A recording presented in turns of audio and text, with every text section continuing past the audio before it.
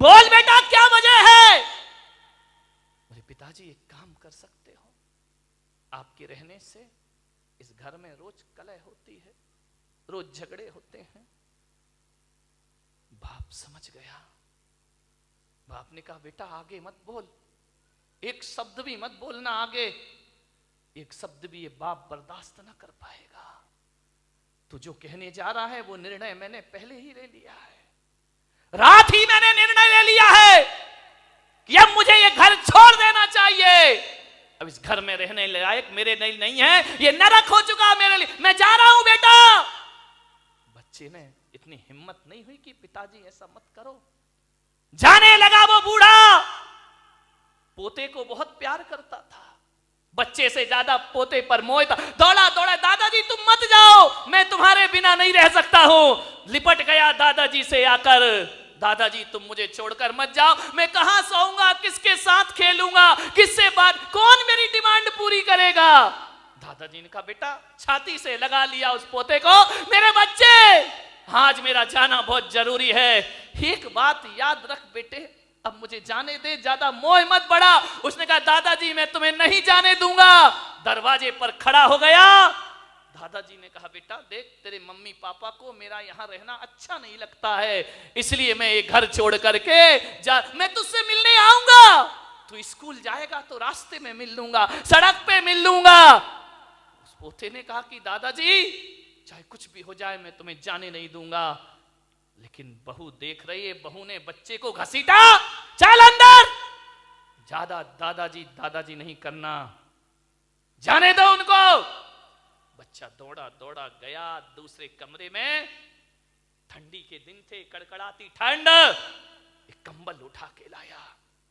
दादाजी आप कुछ नहीं ले जा रहे ना, ये कंबल ले जाओ, ये मेरी दादी का कंबल है, वो हरिद्वार गई थी तो वहां से खरीद के लाई थी, ये मेरे मां बाप का नहीं है। मां ने कहा चल दे दे कंबल, क्या बिगड़ता, इससे अच्छा कंबल ले आएंगे। दादाजी के कंबल दिया पोते ने, उसने छाती से लगाया कंबल को।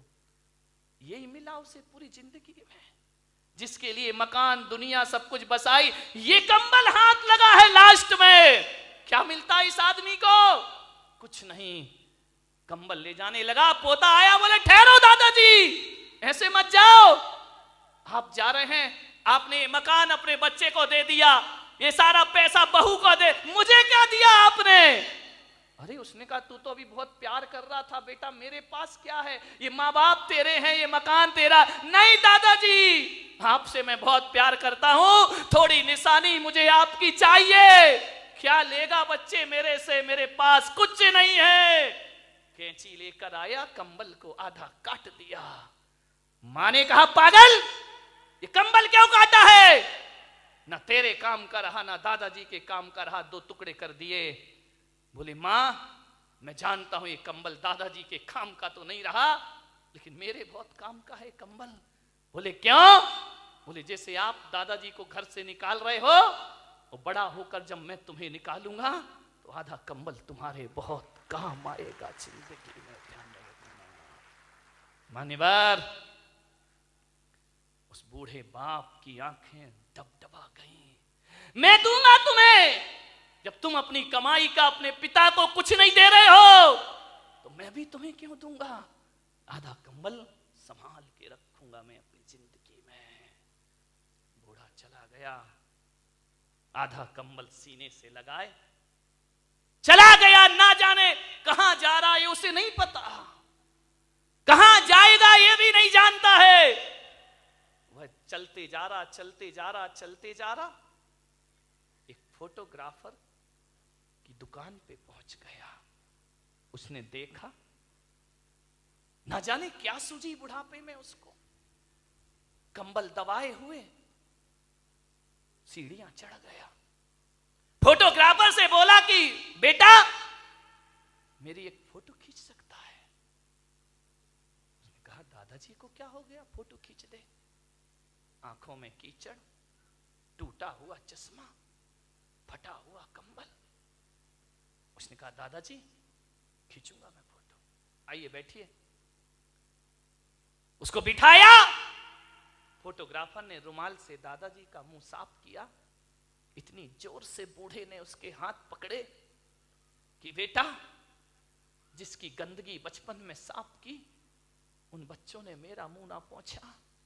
एक बात याद रखना बारामती वालों, ये कभी कभी जो प्यार अपनों से नहीं मिलता वो पड़ोस में प्राप्त हो जाया करता है। उसने कीचड़ पोंछा, चश्मा सही किया। दादाजी ये चश्मा टूटा है, ये तार निकला है इसका, सही क्यों नहीं किया? क्या करूं बेटा, जो कल तक आंखों के तारे थे उन्होंने चश्मे का तार नहीं सुधरवाया मेरे। फोटो निकाली। फोटो निकालने के बाद दादाजी ने अपने जेब में हाथ डाला, एक फटा पुराना 5 का नोट निकाला। बोले बेटा ये ले ले। उसने कहा नहीं पिताजी, दादाजी अब पैसे नहीं चाहिए मुझे, मैं आपकी फोटो जरूर बना कर दूंगा। बोले मेरे पास कुछ नहीं बेटा, केवल ये फटा 5 का नोट है, तू रख, तेरे बहुत काम आएगा। उसने कहा नहीं दादाजी मुझे नहीं चाहिए। बोले रख ले बेटा रख ले। बोले मुझे नहीं चाहिए। तो बूढ़े ने कहा अपनी नहीं तो मेरी खुशी के लिए रख ले। दादाजी आपको ये 5 रुपया देने में खुशी मिलेगी? उसने कहा लाओ मुझे दे दो। उसने 5 का नोट देखा, फटा सा था। आज वो 5 का नोट हजारों की गड्डियों के सामने भारी पड़ रहा था उस फोटोग्राफर को। उसने लिया 5 का नोट डाला। दादाजी ने कहा 2 दिन बाद मेरी फोटो दे देना मुझे। बोले ठीक है। 2 दिन बीते। 2 दिन बाद 2 लड़के पहुंचे फोटोग्राफर के पास। बोले भाई साहब 2 दिन पहले एक दादाजी ने यहां फोटो खिंचाई थी, वो फोटो हमें चाहिए। आप कौन है? हम उनके लड़के हैं। ये डॉक्टर है, इंजीनियर है, आप उनके लड़के हैं, आपको कैसे पता कि फोटो खिंची है? बोले बड़ा अफसोस है कि जिस दिन मेरे पिता तुम्हारे यहां से फोटो खिंचा के जा रहे थे और इन सीढ़ियां उतर रहे थे, आगे पहुंचे हैं और एक जोरदार ट्रक की टक्कर में उनका एक्सीडेंट हुआ और वो दुनिया में नहीं रहे। जब हमें सूचना मिली हम गए, जब तक प्राण पखेरु उड़ गए, उनके कुर्ते के जेब में तुम्हारी दुकान की रसीद पड़ी थी। बस वही रसीद लेकर हम तुम्हारे यहां आए हैं। वो फोटो तो दिखाओ जरा। फोटो दिखाई। अरे ये फोटो खींची है तुमने? ये फटे से कपड़े, टूटा सा चश्मा, आंखों में कीचड़। बोले एक काम करो, कंप्यूटर का जमाना है, इसमें एडिट कर दीजिए, अच्छी शेरवानी पहना दो इनको, सोने की चेन डाल दो गले में, एक अच्छी कुर्सी पर इन्हें बिठा दो, इनका चेहरा थोड़ा सा बदल दो। उसने कहा भाई साहब बहुत पैसा लगेंगे। बोले देंगे 5,000 रुपए लगेंगे। बोले देंगे 5,000 रुपए। ये वो औलाद जिसने जीते जी बाप को 5 रुपए नहीं दिए, वो 5,000 की फोटो ले रही है। उस आदमी ने पूछा कि आप इतनी बड़ी फोटो क्यों बनवा रहे हो? बोले परसों हमें इनका उठावना करना है, इस समाज में हमारी इज्जत का सवाल है, ध्यान रखिए। हम उनकी ऐसी फोटो नहीं लगा सकते हैं, हमारा भी स्टेटस है, हमारा भी स्टैंडर्ड है, सारी समाज हमारे यहां आएगी। जितनी सुंदर फोटो बना सको फोटो बना दीजिए, कल सारे लोग श्रद्धांजलि सभा में उपस्थित होंगे। ये है माँ बाप का सम्मान। फोटोओं पर फूल चढ़ाने वालों, जीते जी 2 शब्द प्यार से नहीं बोलते हो। कैसी औलाद है कि जीते जी बाप के लिए नए कपड़े नहीं आते, मर जाए तो नया कफन खरीदने दौड़ते हो। ध्यान रखिए मेरे भाई, आपसे निवेदन है, लाशों पर फूल मत चढ़ाना, कोई बात नहीं है। जीते जी बाप से फूल जैसी बातें जरूर किया करो, तुम्हारा जीवन सार्थक होगा। यह संस्कृति होना चाहिए भारत की। मेरे सानिध्य में मुझे बड़ा दुख है कि मैं संत होकर मुझे एक वृद्धाश्रम बनाना पड़ा जहां बुजुर्ग लोग रहा करते हैं।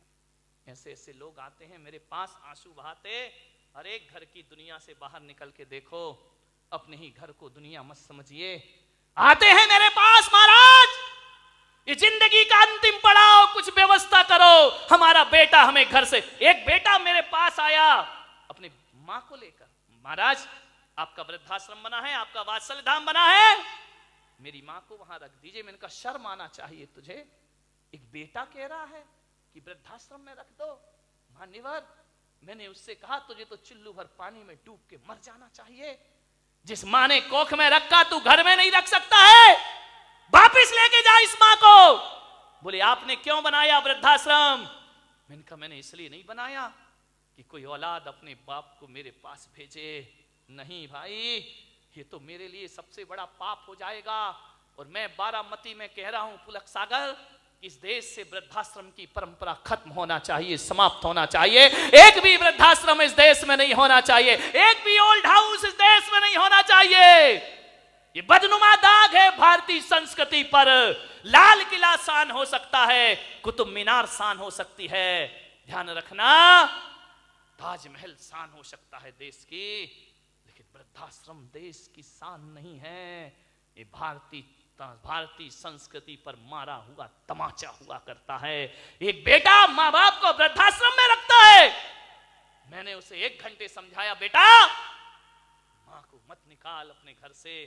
1 घंटे मैंने उसे समझाइश दी, वो अपनी माँ को वापस ले गया। ध्यान रखिए मान्यवर, मैं एक भावना रखता हूं, मेरा और हम जैसे संतों का जीना सार्थक हो जाएगा जब वृद्धाश्रम रातों रात खाली हो जाएगा। मेरे भाई, हर बेटा अपने माँ बाप को अपने घर ले जाए।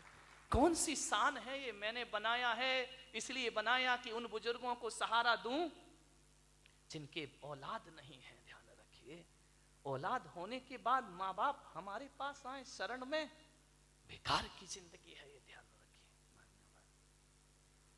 आपसे निवेदन है, एक बूढ़ी मां जिसने औलाद को पढ़ाया लिखाया, लेकिन वो औलाद उस बदमां से नफरत करती थी। धिक्कार है वो औलाद जो मां से नफरत करती है, पिता से नफरत करती है। यही नफरत थी उसे बस। वो कहता था मां तू मेरे सामने मत आया कर, तू मनहूस है, मैं तेरा चेहरा देखना पसंद नहीं करता हूं। मां रो लेती चुपके चुपके, पाल पोस के बड़ा किया, पढ़ाया लिखाया। औलाद कह रही हम तेरा चेहरा देखना नहीं चाहते, तू हमारे सामने मत आया कर। मां आती, मां की ममता थी बेचारी, क्या करे, स्कूल जाती, टिफिन देने जाती, बच्चे का भोजन देने जाती। बच्चे से कोई पूछता कि ये बुढ़िया कौन है, तो मालूम है वो ऐसी औलाद, ऐसी कायर औलाद जो अपने दोस्तों को कहता कि नौकरानी है जो हमारे घर से हमें टिफिन ला के देती है। मां जब सुनती तो सीना छलनी हो जाता उसका। ये नौकरानी है, ये काम वाली है, घर में आके झगड़ा करता, तू टिफिन लेके मत आया कर मेरे स्कूल में, मुझे बहुत नफरत है तुझसे। ऐसी औलाद जिसके लिए ईश्वर के सामने हाथ फैलाए, आज वही ईश्वर का वरदान उसे अभिशाप लग रहा है। औलाद पसंद नहीं करती है। एक बात ध्यान रखना, मां कैसी भी हो, मां तो मां होती है मेरे भाई। मां काली हो, मां गोरी हो, मां बदसूरत हो, एक बात ध्यान रखना, मां की सूरत नहीं देखी जाती, मां का दिल देखा जाता है मेरे भाई दुनिया में। इसलिए नफरत थी उसे कि उस मां की एक आंख नहीं थी। तू कानी है, मेरे सामने मत आया कर। मां रो लेती चुपके चुपके,